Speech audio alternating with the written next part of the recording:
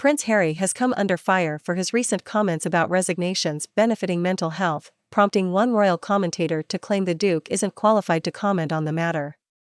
The Duke of Sussex, 37, recently took part in a Q&A with Fast Company, a U.S. business magazine.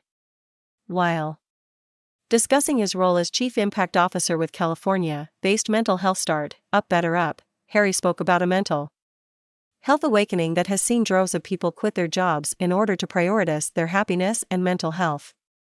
During the interview, which was published on Monday, the Duke addressed the increasing number of resignations witnessed following the COVID-19 pandemic. Prince Harry said issues such as increased burnout and people wanting to quit their jobs had been brought to the forefront during this period, but had been brewing for quite some time. He added, "We're just at the beginning of the mental health awakening. This work on mental health has never been more important because people are finally paying attention, and a big component of this mission is building awareness and continuing to pioneer the conversation."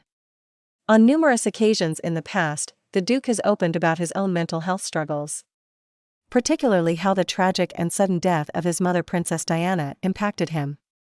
In 2017, as part of a campaign to raise awareness of mental health issues, Harry said, "I can safely say that losing my mum at the age of 12, and therefore shutting down all of my emotions for the last 20 years, has had a quite serious effect on not only my personal life, but my work as well." He added, "I thought that thinking of her was only going to make me sad and not going to bring her back. So from an emotional side, I was like, right, don't ever let your emotions be part of anything." He also spoke about his mother's death earlier this year. As part of a mental health docuseries entitled The Me You Can't See that he produced with U.S. chat show host Oprah Winfrey. In the series, he said he did not process his mother's death because he felt so angry at what had happened, a feat that led him to seek help from a therapist. While Harry has received much praise for his mental health campaigning, one royal commentator lashed out at the Duke following his recent interview. Commentator Jonathan Sacerdoti claimed that while Harry has previously spoken out about his own mental health battles and has sought help from a mental health professional, it does not make him qualified to pioneer the conversation on the topic. Mr. Sacerdoti told Express.co.uk, he talks of the mental health awakening as if mental health and psychology are somehow new discoveries. He may personally be adjusting to a newfound awareness of mental illness and trying to achieve happiness, but his talk of wanting to pioneer the conversation just sounds a bit flat.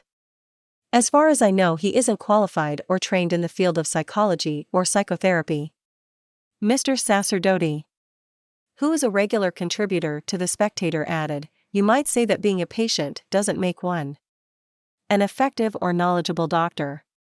Harry and his wife Meghan had also previously stated that their mental health was one of the main reasons for their step away from the royal family. Meghan opened up about her suicidal thoughts during her time in the royal family during the couple's interview with Oprah Winfrey back in March. She said, "Look, I was really ashamed to say it at the time and ashamed to have to admit it to Harry especially, because I know how much loss he has suffered, but I knew that if I didn't say it, then I would do it. I just didn't want to be alive anymore." Following their step away from duties early last year, the couple moved to California where they lead a financially independent lifestyle. With their 2 children, 6-month-old Lilibet and Archie, 2. The couple has since signed lucrative deals with streaming giants Netflix and Spotify, in addition to continuing philanthropic efforts through the charitable arm of their Archewell Foundation.